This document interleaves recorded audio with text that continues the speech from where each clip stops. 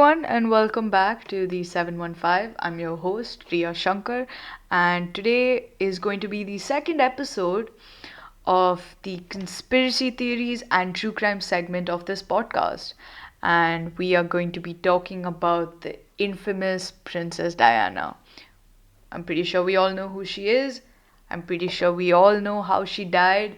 And I'm pretty sure we all think that it wasn't just an accident. So, without further ado, let's get into this. So, Princess Diana, a little introduction. She was the Princess of Wales. She was seen to be a very down to earth person, not a royal person, and she was called the People's Princess. She had two kids, William and Harry. We know who they are now. She was married to Prince Charles, but then she got divorced to him because he was cheating on her. Let me first ask something. Who would cheat on Princess Diana? That's literally like cheating on Beyonce. I mean, Jay-Z did cheat on Beyonce, but doesn't make any sense. Anyways, her death. It was seen as arguably the biggest event of the century. In fact, it was called the news story of the century.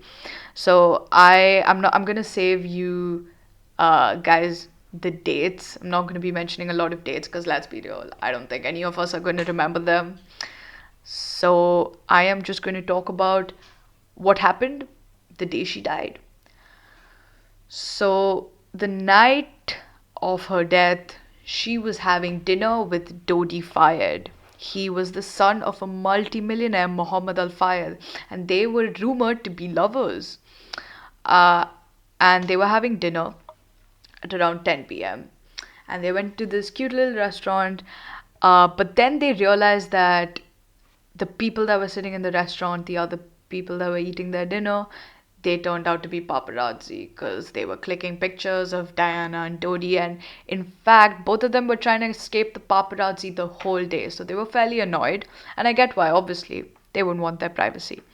Fun fact, Diana's last meal was a Dover sole, vegetable tempura, and mushroom and asparagus omelette. Dodi and Diana decided to go to his apartment to get a little bit of privacy, without paparazzi. So they were in a black Mercedes, and it was just four people in the car: Diana, Dodi, the driver, Henri Paul, and the bodyguard. It was found out that the driver was actually drunk, and he wasn't just drunk, he was very drunk. If it was found out that he was 3 times more drunk than the limit that was in France. That's what people actually pointed out to be the cause because of his drunk and reckless driving. Anyways, so he drove at a really high speed because he wanted to lose the paparazzi that were chasing them. Again, paparazzi were literally on both of their asses the whole time. And he entered this tunnel. It's called the Pont de la Mar tunnel. This was in Paris. And they crashed into a pillar. Now, the driver and Dodi died immediately. But Diana, she was really injured, and she received treatment immediately. There was an eyewitness, and the ambulance was called. But there was one person that survived completely, and that was the bodyguard, Trevor Reese Jones. Now, the funny thing is that the ambulance did come to receive Diana, but they passed by 2 hospitals and they went to the furthest one, the furthest from the crash site, to treat her. Now, that's a bit suspicious. You are literally treating someone from the royal family. She suffered from a big accident and her life could be in danger, but you drive to the furthest hospital.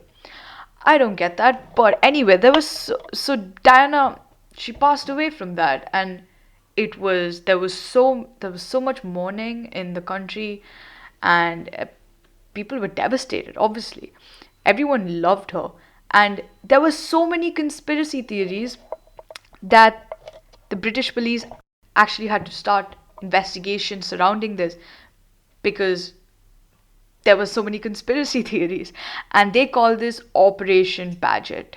Now, There are so many conspiracy theories, but we're going to dive into it real quickly. So, Dodi's dad actually thought it was the bodyguard because he was the only one that survived, and his son died in the crash along with the driver.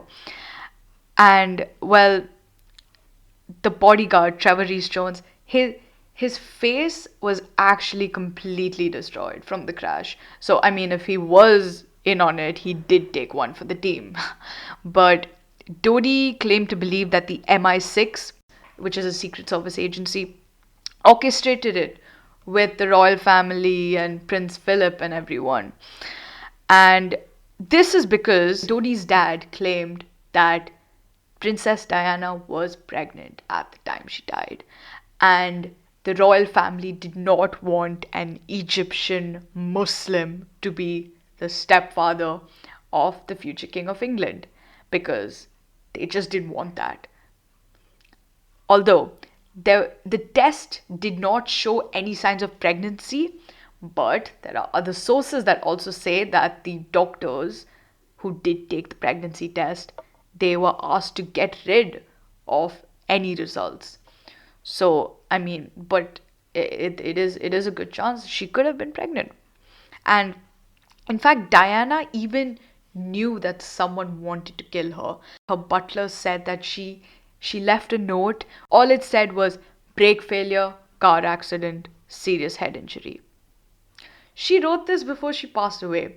Now that is so fishy. Anyway, there's another conspiracy theory that the paparazzi caused the car crash because they were on Dodi and Diana the whole day and they were chasing them, and they and there's a conspiracy theory that they were working undercover under MI6 or the royal family. And the funny thing is, so from the restaurant, they were going from the restaurant to Dodi's apartment.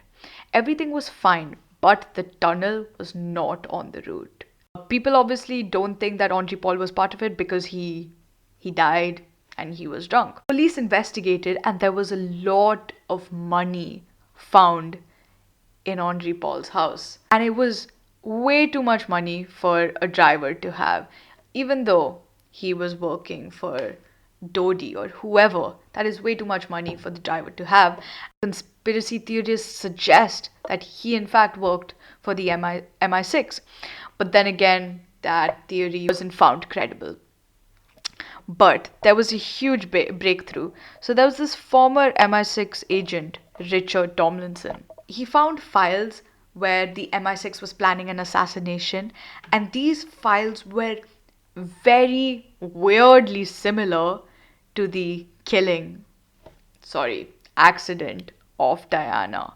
And this files stated information of the MI6 wanting to kill a powerful man in Serbia.